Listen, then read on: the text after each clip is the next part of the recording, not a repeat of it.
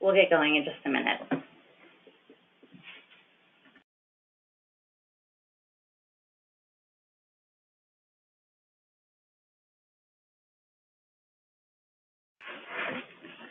Welcome, everyone. Thanks so much for joining. On this webinar, we will present an overview of the findings and recommendations in our new report, Measures Matter, Ensuring Equitable Implementation of Los Angeles County Measures M&A. We're so happy about the enthusiastic response to this webinar. We've had nearly 150 people register, so we're really looking forward to a robust Q&A and comment session, which we've allocated 15 minutes for near the end of the webinar. However, if you have a comment or a question during the webinar, please feel free to use the question/chat box on the right-hand dashboard of your screen. So before we get to the presentation, I'd like to introduce the team.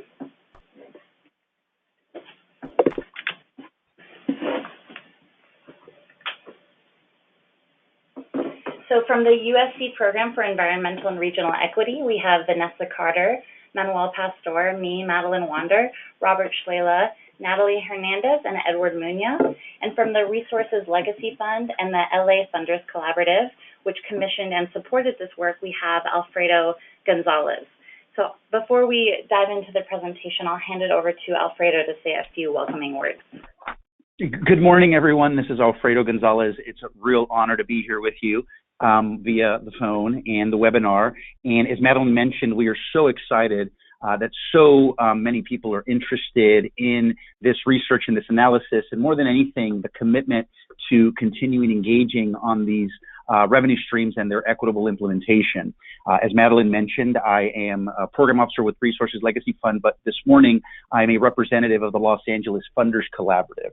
Since 2011, the Funders Collaborative has been advancing transportation and environmental policies that support the creation of sustainable communities throughout Los Angeles County. Our mission is to harness policies and public funding that support healthy, equitable, and sustainable communities. And we obviously see both Measures A and M as critical and essential investments in ensuring that. Our collaborative represents a diversity of funders with a shared commitment to social equity and we're part of the larger Smart Growth California network of funders, which is an initiative of the Funders Network for Smart Growth and Livable Communities. I also want to mention the members of the collaborative, which include the California Community Foundation, the California Endowment, Enterprise Community Partners, Liberty Hill Foundation, the Weingart Foundation, the Wellness Foundation, Kaiser Permanente, Los Angeles Department of Public Health, the Rosalind and Arthur Gilbert Foundation, as well as the Resources Legacy Fund. I'm really excited to have you listen to this analysis. Really, we've been advocates for and supporters of these measures through the work of our grantees.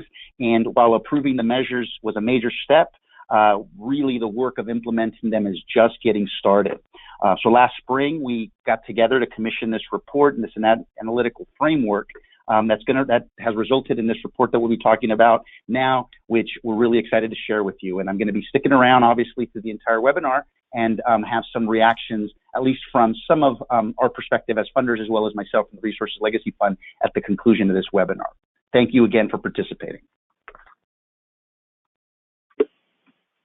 Great. Thank you so much, Alfredo. So on today's agenda, we will briefly be reviewing the purpose of the Measures Matter research as well as our frame. I will then hand it over to my colleague Vanessa, who will provide a recap of the research in the report. We will then hand it over to Thomas Yee from LA Thrives, and again, Alfredo, to provide the advocate and funder perspectives. And then we will close with questions and comments from you all. So the purpose of the Measures Matter research was really to create a roadmap for this historic moment of public investment in our region. Never before have we seen such an infusion of resources into issues around transportation, parks, and even housing in our region. So we wanted to provide a roadmap at this truly historic moment. We also wanted to provide tools for equity stakeholders as well as influence public agencies who are making the decisions to really drive with equity. Finally, Los Angeles has really been a leader in social movement spaces and also issues around urban planning as of late.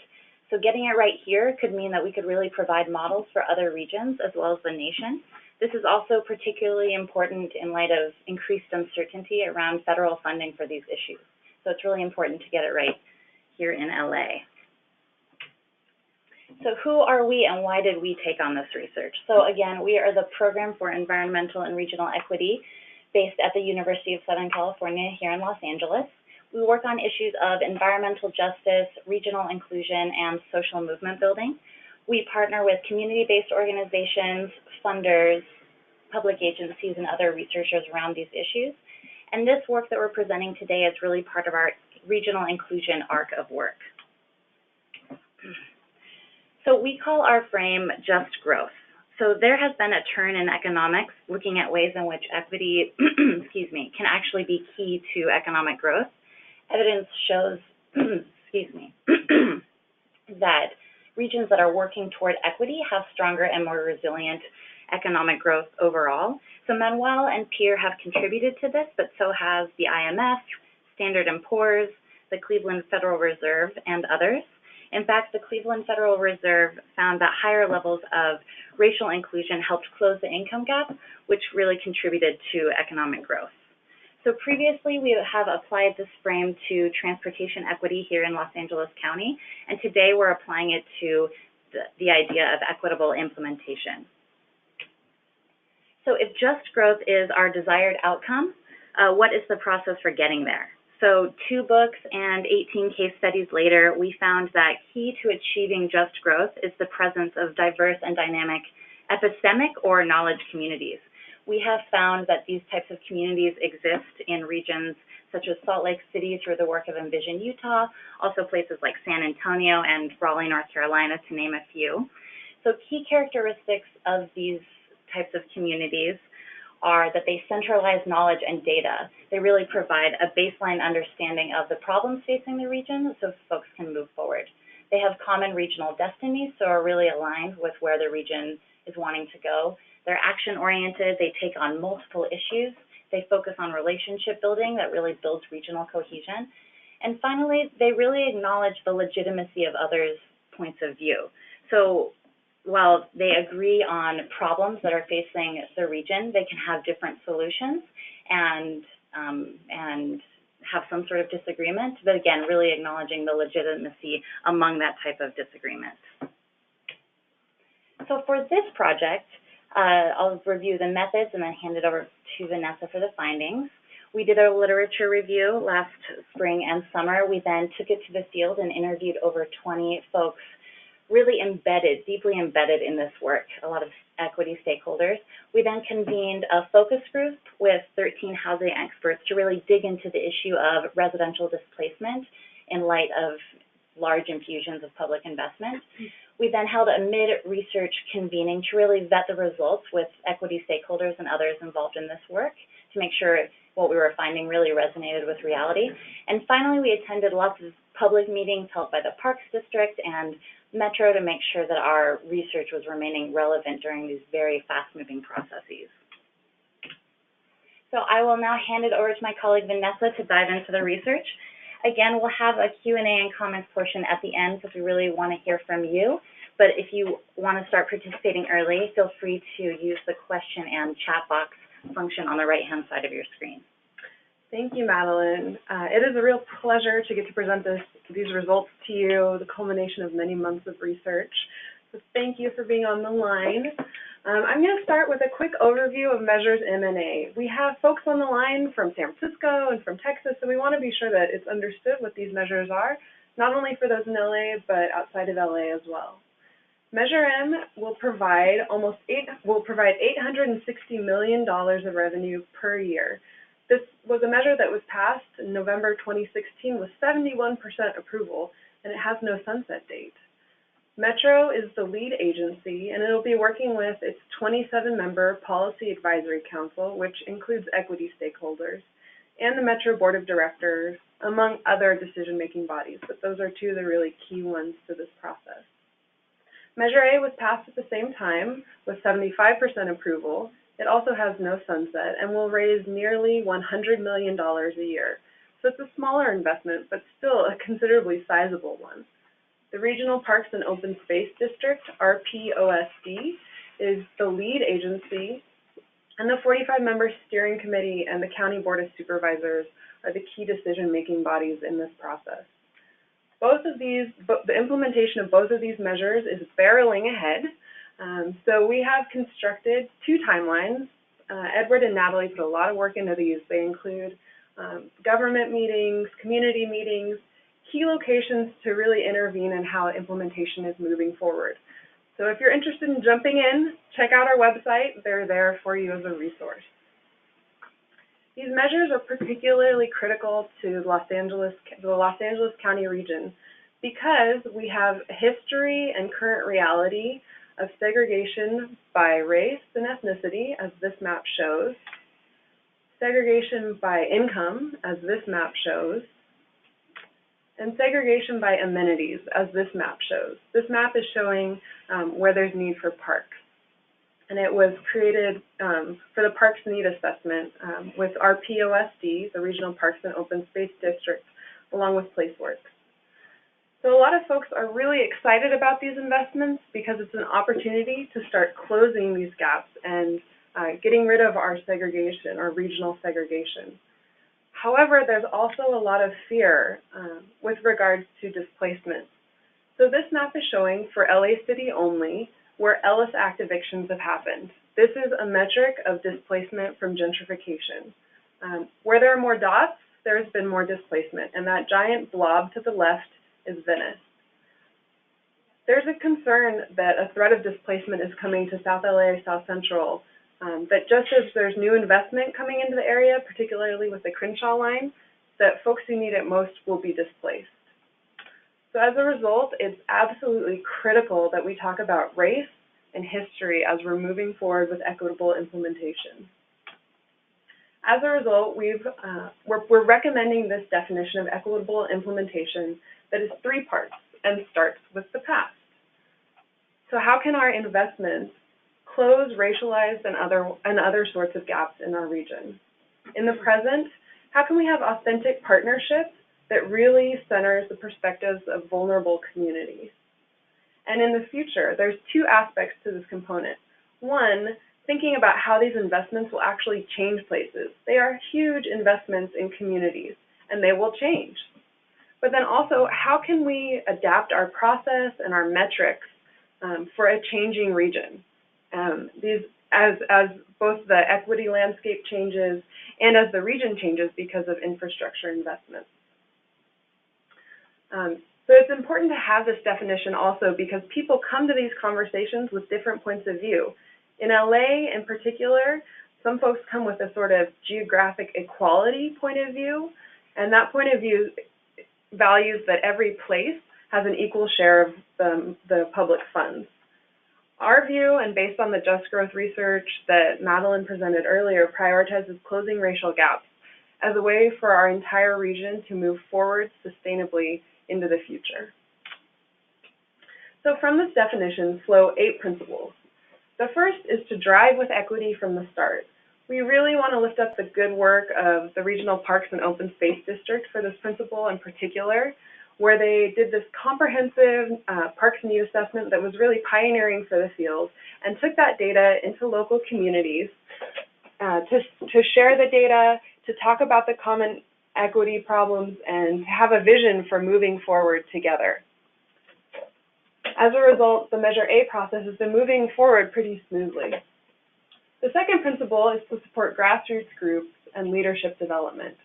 So while agency electeds, leaders, agency staff may change over time, communities really stay the same. So we need to invest in them, invest in the community-based organizations that are working with communities to do political education, to provide tools for how to engage with agencies that understand the implementation processes. So investing in these community-based organizations. Pacoima Beautiful is doing great work in this area, among other organizations. Third is to share decision-making among residents, cities, and agencies. So this is really reimagining the possibilities of community engagement and working with community-based organizations, agencies, and cities to totally change the way that we're making decisions. one part of changing decision-making is communicating differently. So when the youth from Mendez High School in Boyle Heights decided that they wanted to let Metro know about a plot of land in Boyle Heights, a whole new type of communication process started. So Boyle Heights has been a place where a lot of tension has come up because of displacement from gentrification. There was a plot of land that Metro owned, and the youth from Mendez High School, with the help of self-help graphics and Kahlo Youth Build, went to this plot of land with ribbons and wrote on these ribbons what they wanted to see happen in that neighborhood. Now, when Metro and the city found out that the youth were going to do this, they were really scared because they didn't actually know what they were going to do. They thought they were going to chain themselves to the fence and there was going to be a PR meltdown. But when they found out that they were writing their dreams for this plot of land, Metro and city staff actually joined in, and a whole new way of building a knowledge community was birthed. So we really want to lift up that while artists may not be seen as typically as part of the public engagement and decision-making process, they really have a unique role to play in changing the ways we communicate, which is critical to our new decision-making processes. The fourth principle is to take a collaborative approach to training and technical assistance. The Place Department at the the Place program at the Department of Public Health has been really doing a lot of lead thinking in this area. But what it really means is to be thinking about small cities and community-based organizations that may not be able to compete against, say, the city of LA or Pasadena or Santa Monica as they're writing grant proposals, as they're developing plans for their communities, and as they're actually making those plans happen. So there needs to be deep technical assistance that almost verges on coaching for these smaller institutions. The fifth principle is to attach guidelines to government dollars. This is really just ensuring that any money goes towards closing equity gaps. And we've seen with the Smart Growth Council, for example, that they really prioritize investing in those places that have been the least invested in the past. So the sixth principle is to advance a broad regional economic and health equity platform through all programs and policies. When we were doing our interviews and focus group, interviewees and equity stakeholders understood that these dollars were specifically earmarked for transportation and for parks. But they also spoke about the broader impacts that these investments would have on displacement from gentrification, on workforce development, on criminalization of people of color. And we really got the message that it's important that as we're having these big cash investments in our region, that they internalize the externalities, to use economics term. Or another way to put it is these agencies take responsibilities for the sort of side effects of their investments. So we want to lift up the Black Workers Center, who has put together recommendations for Metro on how to have a really strong workforce program. And Metro has been ahead of the curve on this, and we really want to highlight that. We also want to ask some questions about decriminalization. Metro is currently investing $800 million across 5 years in their policing contracts. In contrast, they are spending $9 million on an affordable housing program called Match. Match is pioneering, and it's a great start, but that disparity is clear. So how can Metro and how can the Regional Parks and Open Space District pioneer a new way of protecting Black bodies and working with communities of colors to change the way we do policing? Our seventh principle is to integrate and lead across silos. So this really means that leaders of agencies are talking to each other, collaborating with each other, and making progress together on regional challenges of inequality. And a little bit tangentially, but not really, it means that these leaders are also thinking about driving leadership on equity down through their staff, so that their staff is being trained on racial inequality, so that they're being given tools about how to implement this work, that they're being given an opportunity to lead on equity, kind of the way that Madeline and I are being given the opportunity to lead on this project. Well, Manuel is listening and will be part of the presentation soon. Our eighth principle is to conduct ongoing outcomes and process evaluation. So we have to measure what we want to get to. We need metrics, but we also need processes and metrics that adapt to the ways our region is going to change with these massive infrastructure investments. So speaking of metrics, we've got a bunch for you. If you can't see the writing, neither can we, so don't worry. But we just wanted to be sure that everyone on the line knew that in the report, for each principle, we've developed a set of metrics. You can see those in the white box. And we've also linked them to some specific actions around the implementation of M&A, and that's in the green box. So check it out, lots of detail in the report, and we hope it really supports your work in communities. So how do we actually implement this roadmap?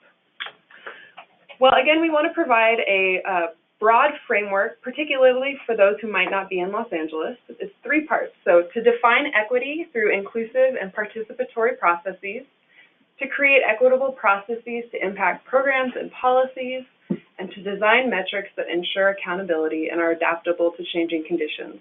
So we think this is a broad enough framework that it can be used in a lot of different places and over time. But we've also provided recommendations. So for the county and county-related agencies like Metro and the Regional Parks and Open Space District, our top three recommendations are to account for the broader impacts of their work, so what I was talking about earlier about displacement and about creating a strong workforce. Second is to reimagine the way county and county-related agencies do community engagement. There's a lot of work to be done here, a lot of possibility for innovation. And third is to provide in-depth technical assistance that might look more like coaching for these smaller cities and community-based organizations. And if that's not enough for you, we have a detailed action plan in the back of the report. It includes immediate, intermediate, and long-term interventions. And we've also detailed which of those apply to Metro, which apply to the Regional Parks and Open Space District, and which apply to counties. And I want to give props to Robert, our teammate, who really did a lot of work to make this detailed action plan what it is today. So thank you, Robert. We also have three recommendations for funders, many, but these are our top three, to build knowledge communities. So funders are great at making grants and convening people, and we would recommend that they use those two top capacities that funders have to build knowledge communities. Second is to increase unrestricted funding opportunities.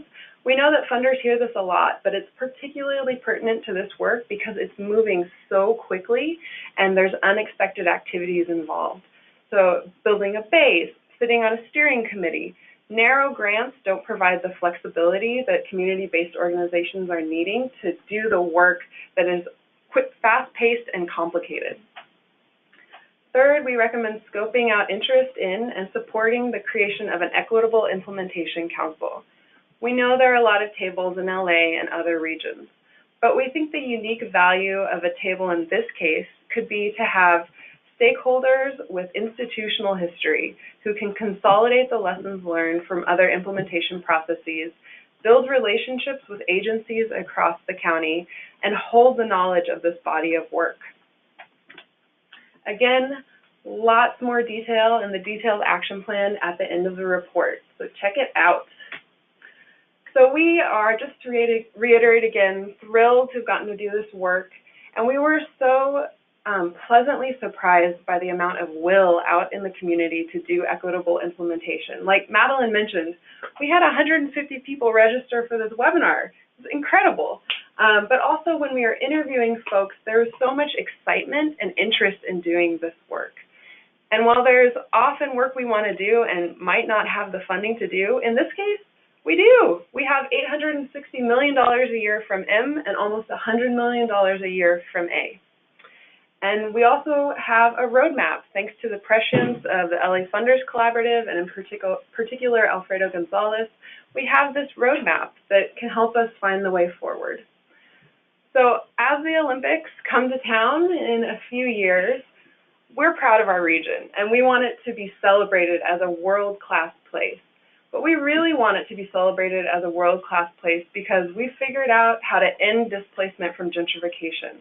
because we figured out how to affirm communities of color through new policing practices, and because we've figured out how to invest in infrastructure and transportation and parks in a ways that closes racialized and other sorts of gaps. So thank you so much, and we hope this report is useful to you.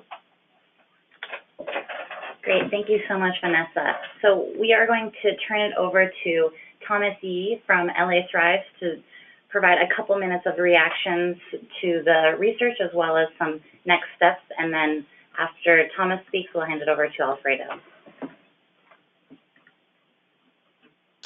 So hi everybody, and first want to say thank you to the research team for inviting me to participate and provide some comments in reaction to the report. Like Madeline said, I'm the initiative officer for the LA Thrives Network, whose mission is to leverage resources, including financial and social capital, towards equitable smart growth in LA County. And you know, I really appreciate the great ongoing work beyond just this report of USC PERE, the Funders Collaborative, and our network partners. So, you know, for me, thinking about how the report is going to be helpful as an advocate, the first thing I want to say is, look, it's complicated and there's no magic shortcuts.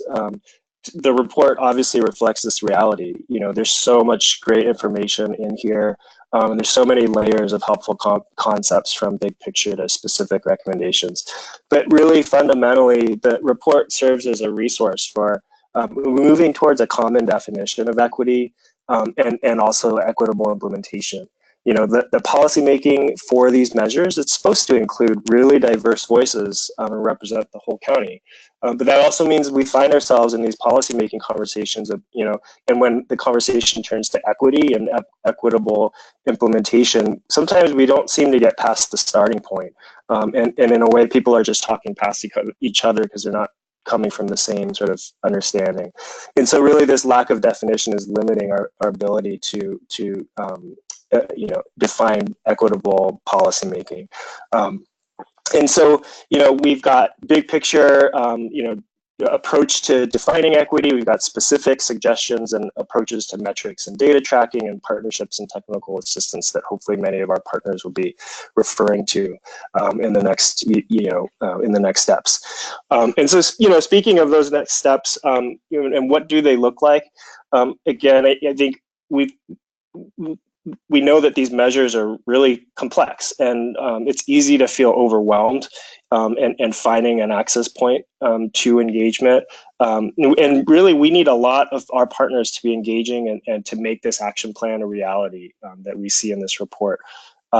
So for the PAC, the Metro Policy Advisory Committee and the Measure A Steering Committee, some of our members are starting to coordinate and support each other to share information to our broad networks of partners. One of the things we'll be doing is an upcoming webinar in February to share up-to-date information, and if that's you know, helpful for people, we're willing to do more of those on an ongoing basis. And through the process, the next 6 to 12 months, just really continuing to influence administrative policies for each of the measures, you know, that touches on many of the policy sort of, you know, considerations that are in this report, such as the technical assistance, the community engagement, competitive funding criteria, performance metrics. And then, you know, beyond that, we still need to engage in the actual investments themselves in the project.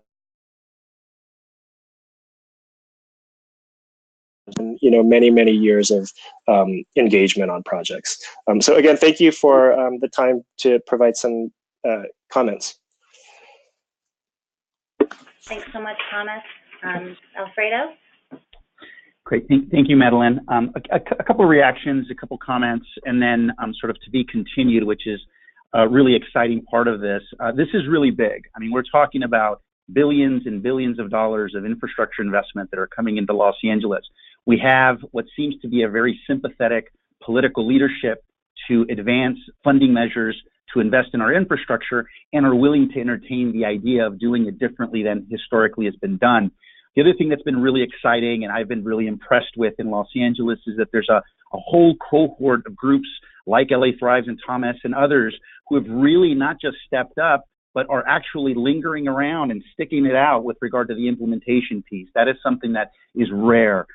Usually we all get really excited about passing a measure and really come back to the follow-up, and that's what we have here, and we seem to have also commitment from both funders as well as political leaders. So the engagement that we have and that we want to continue to have has been really great. The Funders Collaborative is just now in the process of digesting the data and the analysis, and we're looking to further it. And so what we're doing is we're in the process of considering strategies for operationalizing key recommendations from the report. When you go through the report, you'll notice that a lot of the recommendations really work with each other, and in many cases, by fulfilling one of the recommendations or one of the principles, you're advancing several.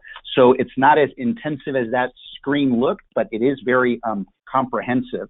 And so what we're looking to do is to figure out how best to orient our activities as funders with advocates going forward so that the report is embraced and acted upon by the appropriate stakeholders. Our targets, at least initially, include the Board of Supervisors, the board at the Metro Board, as well as the policy advisory councils for both measures. We will be talking more about this and are committed to this, and looking forward to working with all the advocates on implementation of these measures to ensure equity for them now and into the future.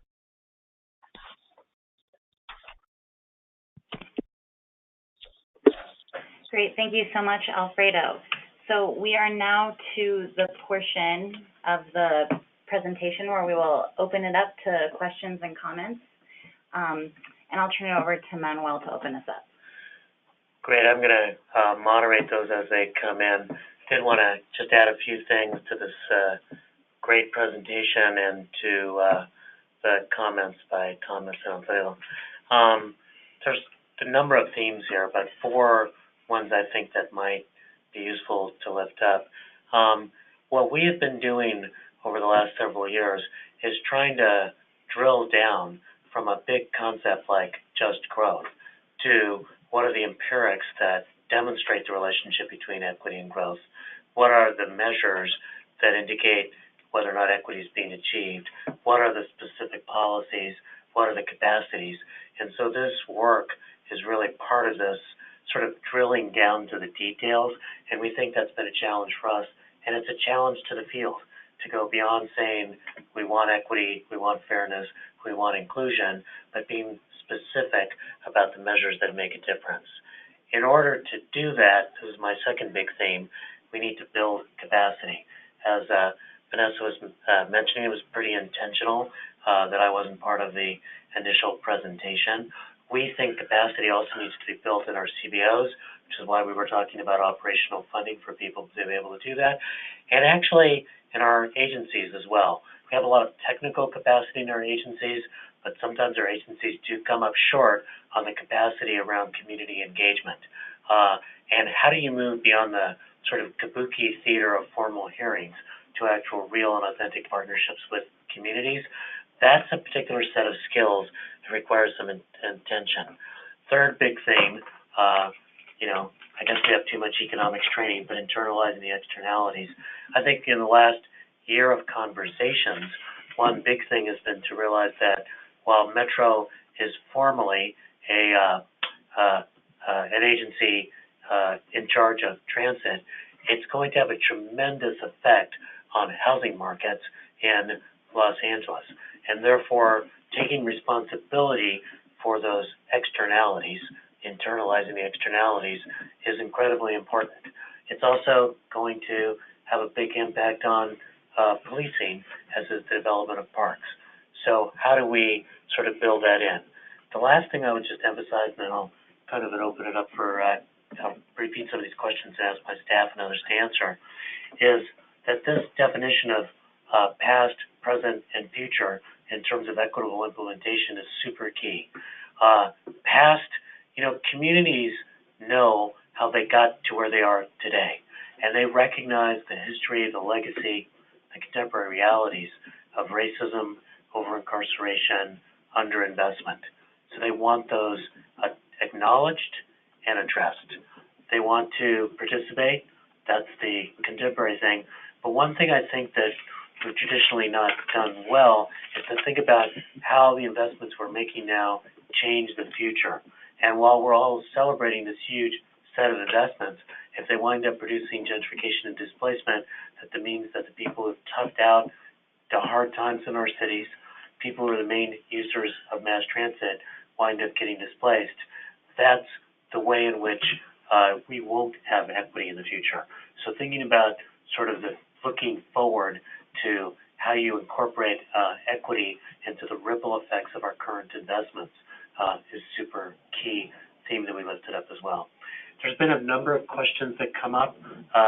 One that I saw floating by before. If you guys in the line are typing them, my staff is putting them on Post-its and putting them on each other's foreheads, I think, is one about the stakeholders that were interviewed and how they were chosen. That's listed a little bit at the end, the actual interviewees. There was a much more vibrant process that included several fairly big community meetings. Maybe Madeline could talk about that? Sure. So just to reiterate, before we dive into the questions, if you have one, please use the right-hand dashboard, the question and chat box. So one of the questions that came in, as Manuel just said, is, who are the stakeholders we interviewed and how do we choose them? So we started with actually the implementation committees that have been assembled by Metro and the Parks District. There are several equity stakeholders that sit on both those bodies, so the Measure A Steering Committee and Metro's Policy Advisory Committee, the PAC. So we started with equity stakeholders on those bodies, and then we used something called the snowball method, where we asked our interviewees also who we should be talking to since they are in the mix. We also pulled out some key experts in these arenas of work from our literature review. So we also interviewed some academics in this space as well. So another question that came up, good question, is does the report break down the point around criminalization? It's here and there in the report. It never winds up kind of getting lifted up as a separate section, but it certainly got lifted up in basically our presentations to communities as we've gone through this. And the concern is whether or not if investments create a more gentrified neighborhood and that has the welcome effect of getting more police attention to crime and security, but the unwelcome effect of criminalizing young people in those neighborhoods, that's a concern that people raised. Another thing that I think is here that does get lifted up a little bit, and I think it's a big challenge for all of us, is that California has finally begun to end its infatuation with over-incarceration. Through the passage of Prop 47 and Prop 57, we're sort of doing the things we need to do to shrink the state prison population. But we haven't really put the money that we need into successful reentry, and the tremendous amount of investments that are going into the construction of transit and park development offer job opportunities for those who are exiting the incarceration system to be able to reenter into labor markets. We have much more we could say on this. You can email Vanessa, and she will provide you with more resources. Great. So we also wanted to pass along that Ray Fukuda in particular wanted to give props to ELAC, the East LA Community Corporation, and the incredible work they've done on the Save the Plaza campaign. So we just wanted to lift that up.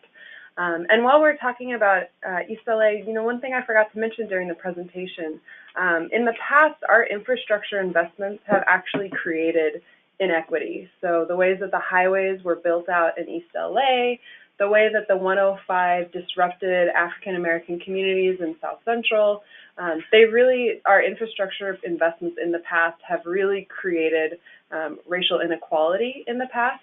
And that's why it's particularly important to think about history and race as we move forward so that our investments do the opposite and actually close those gaps. I think partly I would add to that because of that history, sometimes community participation processes have been rambunctious, and as a result, you wind up getting a lot of agency people who are sort of frightened of more participation.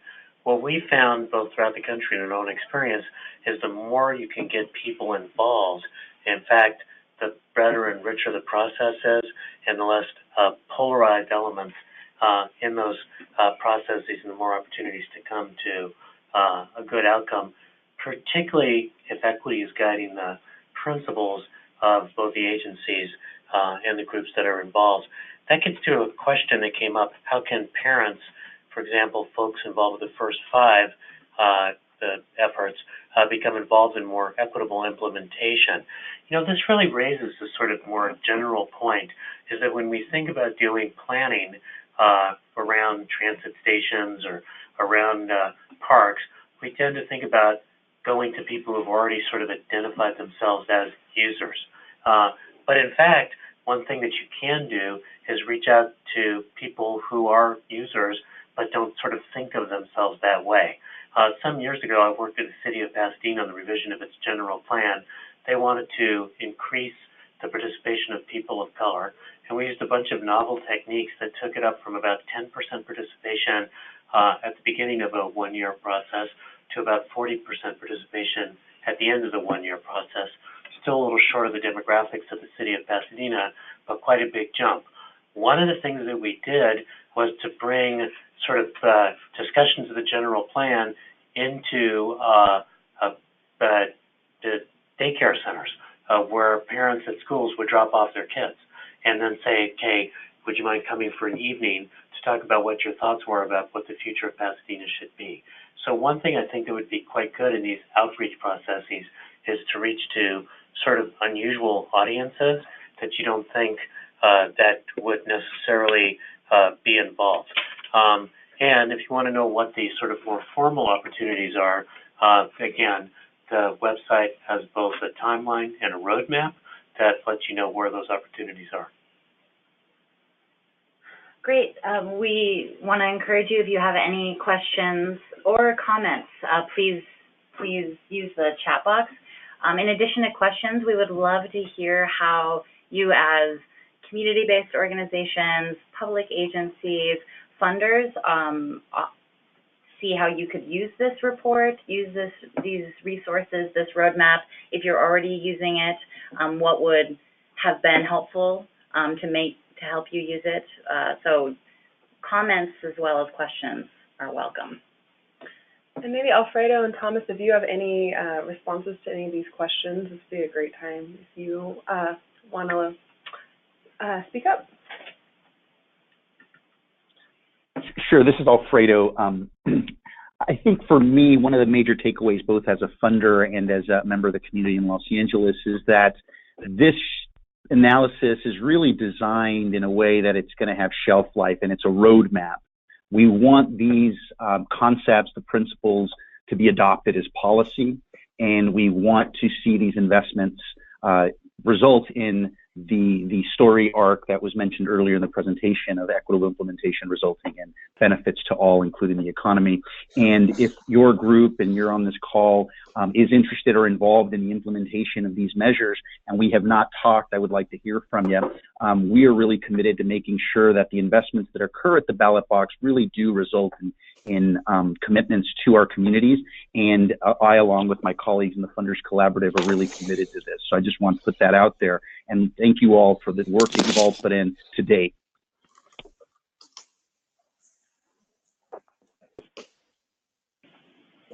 And the only thing at this time I'll say is there was a question about when the webinar that I mentioned will take place.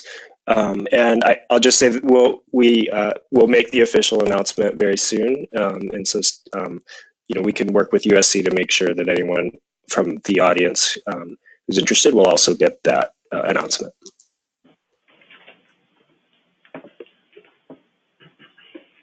Great, thank you, Thomas. We have another question that I'm going to kick over to our teammate, Natalie Hernandez. So the question that came in were, what are some of the best training opportunities for CBOs in community engagement and outreach? And one of the things we highlight in our report that we liked what the park needs assessment was doing with our POSD. And they actually have they're going through their grant guidelines right now with the Measure A Implementation Steering Committee.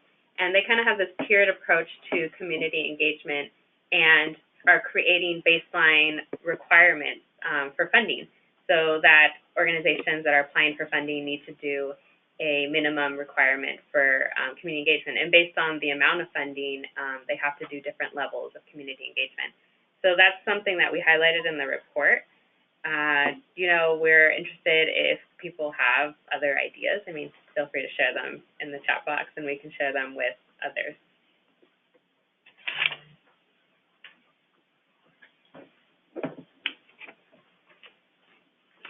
And I think we have one more question coming in, being scribbled onto a Post-it, because we've got a high technology way of doing this here. We're filtering from the chat box through the hand of Edward Munya. And then the question is, discuss some of these challenges to implementing these recommendations for each measure. Seems like M is pretty complicated. Way too complicated for me. Let me let Vanessa take a first crack. Maybe I'll add something later. Yeah, so we would agree. M is complicated, and the amount of time that Edward and Natalie put into creating these timelines was impressive. And we also just want to thank Metro's staff in particular, who are really helpful in helping us to understand the process and what events mattered. And they were also very helpful in providing some data. So if you're interested in some other maps that we made, check out our website. But yes, it is complicated, and part of it's just understanding the process. And so the webinar that Thomas and his colleagues are going to be putting together on the status of M&A should be helpful moving forward, so we recommend checking that out. I think another challenge is that we heard in the interviews and as we were out in the field, just making the time for this work for community-based organizations that already have other campaigns and lots of other priorities. How do you onboard into this work and then weave it through the different streams of work that are already happening? I think the other challenge I would lift up is the tension that we discussed earlier in terms of the definition of equity and whether or not equity is addressing the racial and other challenges that are in some sense region-wide, or whether or not it's this sort of each sub-region of Los Angeles County gets the same amount of money, which would not necessarily respond to the kinds of concerns that, you know, for us, equity is about not distributing everything equally. It's about figuring out who needs what to be able to survive and thrive. And that can result in steering dollars in a very different way. We think that that's a challenge because the way we've done business in the past is much, and the politics in the past is much more about sort of fair share by sub-region, although certainly some sub-regions feel like they have not gotten their fair share. But I think that also means that another challenge is that as important as it is to work with Metro and Metro staff around building up the capacity to think about equity and building up the community-based organizations, that we need to work with the smaller cities. We need to make sure that this kind of notion of equity gets driven down to the various sub-regions, so that aside from whether or not a sub-region is getting its fair share, is it really making sure that it's addressing equity within its sub-region as well. I think that's a training challenge, that's a communications challenge, eventually it's a measurement challenge as well. Yeah, and I would say another challenge that we've seen as we've been attending the PAC meetings, the Policy Advisory Committee meetings, there are very real tensions about the different interests of the different subregions in LA County. As Manuel was mentioning, different understandings of what equity means and how it's allocated, and those tensions are tangibly slowing down some of these conversations and stalling the ways that we are implementing equity in LA. So building epistemic communities, building these knowledge communities is critical in these processes. And turning to...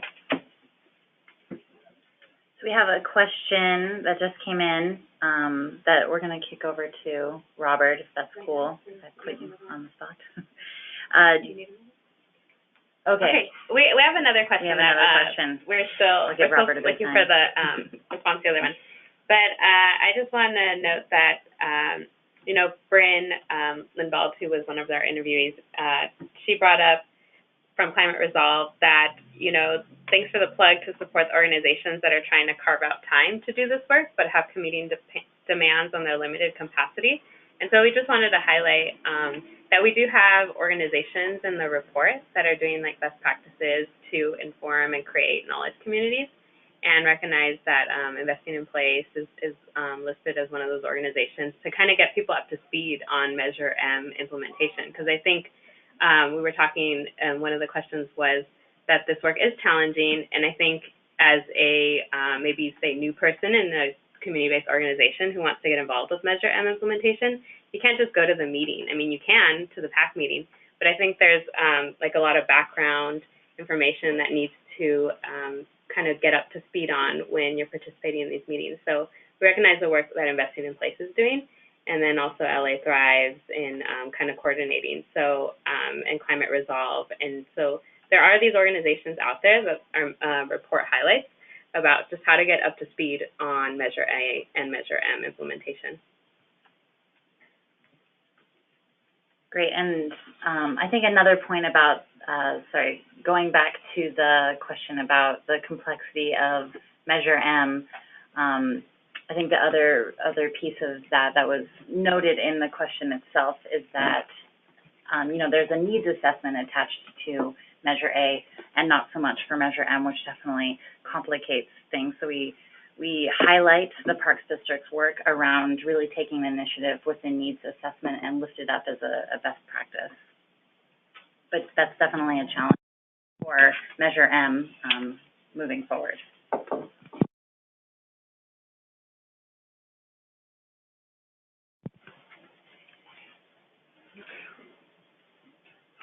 So I think Robert is going to pick up on this question, uniquely positioned to do this. He's actually been doing some advising for the city of Los Angeles as it's been rolling out the new regulations for the marijuana industry and how to sort of build equity into that.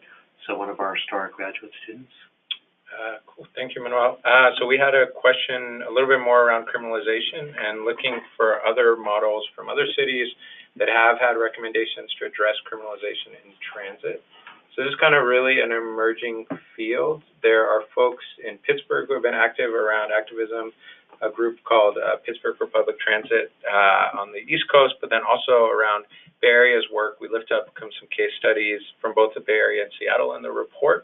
And integrated in these broader frames for equity were kind of recommendations around criminalization. So if you check out the report, you can see a couple of those case studies and dive deep here. And there's actually been a lot of activism here around kind of presenting solutions, particularly around youth criminalization. There's been a strong effort from folks like Youth Justice Coalition here in South LA of folks working around stopping the kind of ticketing of youth, but also presenting plans for a free or increased reduced fares for students to avoid ticketing and kind of the targeting of youth at stations here. So there's a lot of already engagement happening here in Los Angeles, so I would encourage folks here to kind of plug into that and look at this ideas being presented from groups like Youth Justice Coalition to get ideas around that, as well as kind of checking out some of the case studies we lifted up, because they're really integrated into this broader framework, which is important, because the criminalization piece kind of, as you know, the idea of the youth pass ties into things like access to transit and things like that. It's not just about the police presence, but also about who can ride transit, afford to, and so on. Yeah, and one thing that I found particularly interesting in the Seattle case, they worked with community organizations to create a framework through which all funding would be vetted. So in community meetings, they used data and discussed what their priorities were for the region. And now all the funding that goes through their regional authorities is put through this framework in order to actually shift the outcomes. And it's really well aligned with that region's commitment to racial equity. So for Seattle, racial equity in particular has been at the heart of their process from the beginning. Another thing to lift up about the Seattle case more generally is there's a thing called, that is an example of something that they've built into their DNA. There's something called the Seattle process. The Seattle process is ways in which people get together to talk about issues to try to find common solutions. It's one of the reasons why Seattle, in its passage to the minimum wage a little bit before Los Angeles, actually did it through a collaborative process that involved the business community as well as labor and community in arriving at their path to the minimum wage. One of the things I think that has been part of the historic DNA of Los Angeles has been the lack of collaboration. But what we are seeing now is much more concern about equity, much more concern about addressing these issues, and much more cooperation, particularly amongst the social movement organizations that are trying to push forward the issues of justice and inclusion, but doing that in a very collaborative fashion. So we were talking earlier about needing to kind of live up to our Olympic moment. That is, how do we become a world-class city, not just in terms of the shiny venues that will be afforded the visitors, but a world-class city in terms of achieving equity and inclusion and justice. If we set that goal for ourselves, if we create the kind of diverse and dynamic epistemic communities, knowledge communities that talk about these things and come to common solutions, then we will have changed our regional DNA in a way that makes this kind of vision of just growth, this kind of vision that measures should matter in two ways, that these kind of measures that are mandating investments should matter in people's lives, and that we should develop the equity and metrics, the measures that matter to be able to judge whether or not we're making progress. If we realize that and make that part of our standard operating procedure, then we can be living up to the moment that will soon, in just 10 years, be upon this city. I want to, on behalf of the team, thank everyone for being part of this call. We always like to end on time or early. It's about a minute or two early. That means that we can declare success in this webinar. Thank you so much for being part of this.